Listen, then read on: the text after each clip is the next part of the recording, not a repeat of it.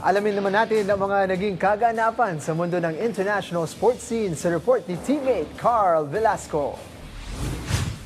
Patuloy pa rin ang bakbakan ng mga kupunan sa round 2 ng 2026 NBA Playoffs. Ngayong araw, kasado na ang inaabangang banggaan ng West Powerhouse teams na San Antonio Spurs at Oklahoma City Thunder sa Western Conference Finals ng postseason. Yan ay matapos pataubin ng San Antonio ang Minnesota Timberwolves 139-109 sa Game 6 ng West Semis. Nitong nakaraang linggo, isang stellar closeout performance ang binigay ni Spurs star guard Stephon Castle nang bumira ito ng 5 3-point bombs para sa 32 points kasama ang 11 big rebounds at 6 dimes. Kasamang tumulong ni Castle sa backcourt si veteran guard De'Aaron Fox. Bit-bit ang 21 markers, 9 assists, 4 rebounds at 2 blocks. Sa kabilang banda, tuloy na nagtapos ang magandang season ni Minnesota star guard Anthony Edwards. Hawak ang 24 points at 3 steals. Samantala, muli namang magbabalik ang Spurs sa Conference Finals kung saan huli itong nakatapak noong 2017 kontra sa Golden State Warriors. Maggaganap ang game 1 ng naturang serye bukas. Alas 8 ng umaga, naggaganapin sa Paycom Center, Oklahoma City, Oklahoma.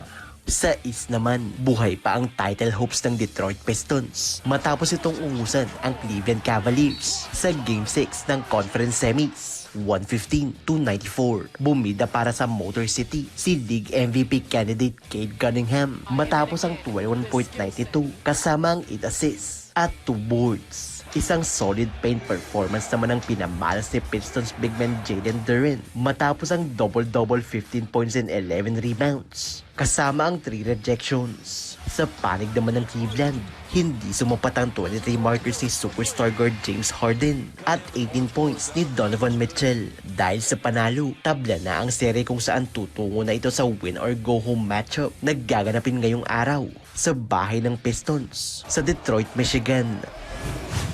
Sa tennis, naiuwi ni Ukrainian star netter Elina Svitolina ang kanyang ikatlong Italian Open title matapos talunin si American tennis star Coco Gauff sa finals ng women's singles ng naturang torneo nitong nakaraang linggo. Isang 3-set thriller win ang naiuwi ng world number 10, 6-4, 6-7 at 6-2 sa jam-packed clay court ng Foro Italico kung saan isang mabagal na first at second set ang pinakita nito matapos ang 2-4 deficit at sudden momentum shift sa laro ng Amerikana. Ngunit sinamantala naman ni Svitolina ang 7 double faults sa dahilan para makuha nito ang panalo sa 8 laro para sa kanyang unang Italian Open title. Magmula noong 2018, matatanda ang una niya itong nakamta noong 2017 matapos ang isa ring 3-set match win kontra kay Romanian tennis player Simona Halep. Very hard to believe that it's been 8 years when I had this trophy here, and very pleased, of course, with the week here, 2 weeks here. But first, I want to say congrats to Coco for a great tournament, for your team as well. He's such a great champion, and hopefully to have more battles with you in the future.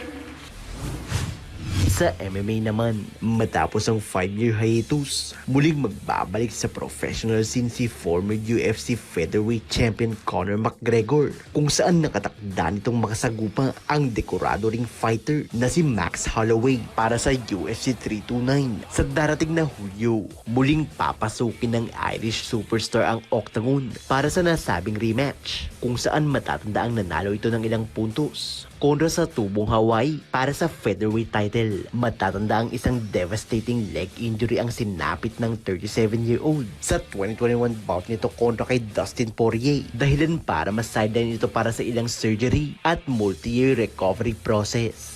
Isang 18-month ban din ang ipinaraw sa Irishman ng Combat Sports Anti-Doping matapos ang ilang whereabouts violation o missed test. Natapos ang naturang sanction noong nakaraang Marso kung saan kasabay nito ang pag-recover ng kanyang katawan para sa nalalapit na comeback. Sa ngayon, hawak ni McGregor ang professional MMA record na 22 wins, 6 losses at 0 draws sa loob ng 28 total fights. Maggaganap ang bakbakang McGregor at Holloway 2 sa darating na July 11 sa T-Mobile Arena sa siyudad ng Las Vegas, sa Nevada.